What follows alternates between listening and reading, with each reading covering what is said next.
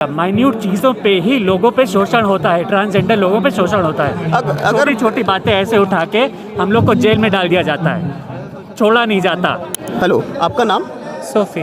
Okay, तो जो transgender अभी बिल आया, प्रोटेक्शन बिल, मतलब सॉरी अमेंडमेंट करके जो अभी इसका दोनों राज्यसभा लोकसभा से दोनों से पास कर दिया है, तो जनता को आप सबसे पहले ये बताइए कि आपको इस एक्ट में सबसे पहली कमी क्या लग रही है? सबसे पहली कमी मुझे ये लग रही है कि इस एक्ट में एक क्रिमिनलाइजेशन का प्रोविज़न है, जिसमें वो कह रहे हैं कि अगर आप किसी व्यक्ति को, चाहे वो बच्चे हों चाहे वो अडल्ट हों, अगर आप किसी को रिझा के उनको ट्रांसजेंडर बना रहे हैं, आपने उनको ट्रांसजेंडर बनाने की है साजिश की है, तो आपको 10 साल की सज़ा हो सकती है। अब आप बताइए, उसमें भाषा इतनी it's so wide and it is so वेग, इतना वेग है वो कि आप किसी को भी, पुलिस किसी को भी उठा सकती है, उनको बता सकती है कि आपने इस इंसान को ट्रांसजेंडर बनाने के लिए इन्फ्लुएंस किया, आपने इन पे वशीकरण किया, तो आपको जेल 10 साल की सज़ा। पर ये तो ठीक है ना, मेरा ये मानना है कि जब हम बच्चे होते हैं तब हमें अपनी बायोलॉजिकली काफ़ी सारी चीज़ों के बारे में नहीं पता होता। उसमें बच्चों के नहीं इसमें सिर्फ सर मेरे पास एक्ट है, किडनैप्स और अबडक्ट्स, ठीक है, एनी चाइल्ड, चलो वो ठीक है, any child and causes grievous hurt, ठीक है, वेदर बाय म्यूटिलेशन, ठीक है, परमानेंट सीवियर इंजर, ठीक है, फोर्स, थ्रेट, कोercion, allurement, deception, inducement, compels any person to dress, present or conduct। तो माने आपने किसी बच्चे को compel any person whether or not such person, not such person, not such person। नहीं, आप पूरा अगर इसको पढ़ेंगे, हर धारा और हर शब्द में आप हर शब्द का इस्तेमाल हो सकता है किसी इंसान के लिए। नहीं, अगर आप फोर्स अलॉरमेंट से किसी पर्सन को ड्रेस करने का करते हैं, तो मतलब अगर आप लिबरल पेरेंट है, चलिए आपने कहा कि मुझे भरोसा नहीं है इस जेंडर की बातों पे, मेरे बच्चे जो चाहे वो पहने, आपके बच्चों ने कहा कि अच्छा मुझे आज मम्मी स्कर्ट पहननी है, आप पे 10 साल की सज़ा। नहीं, मतलब उसमें क्रिमिनलाइजेशन का भी सीन है, मतलब अगर नहीं, ये तो पेरेंट्स से हो गए। नहीं, मतलब ये तो आप बहुत ही माइन्यूट चीज़ पे बात कर रहे हैं। माइन्यूट चीज़ अगर बिल में है, अगर आपको बिल का पूरा प्रोविजन देखना पड़ेगा, माइन्यूट चीज़ों पे ही लोगों पे शोषण होता है, ट्रांसजेंडर लोगों पे शोषण होता है।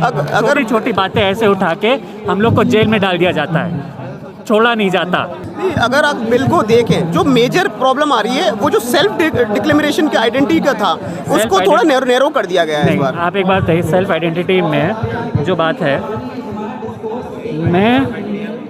मेरे दिल में जो क्या है, मैं जो हूँ, चाहे आप मेडिकल हो चाहे आप गवर्नमेंट हो, मैं आपको सच बताने का मेरे अंदर अधिकार है। जी बिल्कुल। आप मुझसे कह रहे हो कि मैं आपको सच बताने के लायक नहीं हूँ, मैं आपको अपना सच बताने के लायक नहीं हूँ। मैं आपको असली एग्जांपल दूंगी अपनी ज़िंदगी में से, ठीक है।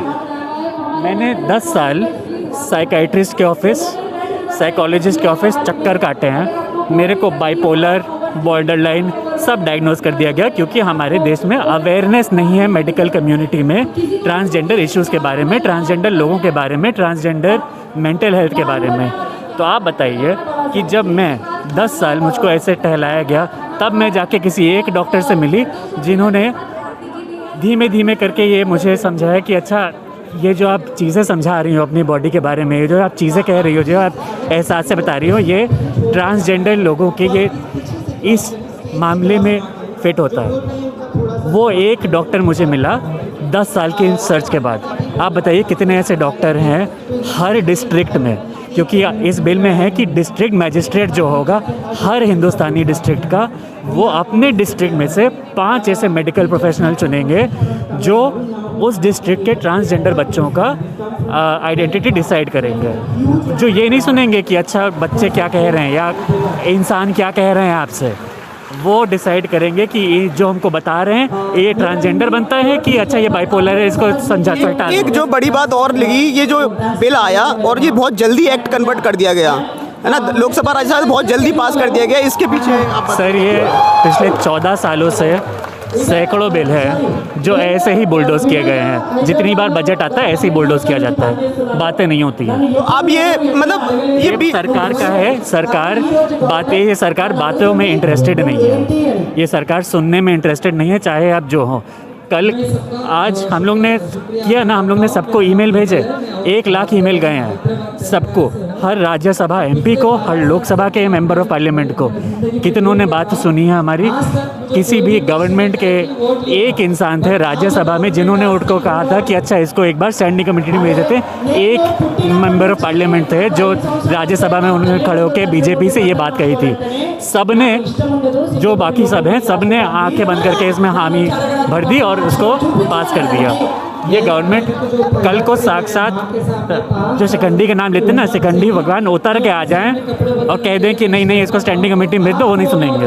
उनको सुनने में इंटरेस्ट नहीं है, उनको जो अपना करना है वो चीज़ करने में इंटरेस्ट है। ये आंदोलन आप कहाँ तक लेके जाओगे? सर अब ये आंदोलन जो है, मैं तो जहाँ पे जाएगा मैं वहीं जाऊँगी। और ये जो मेरे लीडर हैं यहाँ पे जो बोल रहे हैं स्टेज पे, जो इतने इतने सालों से इस चीज़ पर काम कर रहे हैं, हम लोग रुकेंगे तो नहीं।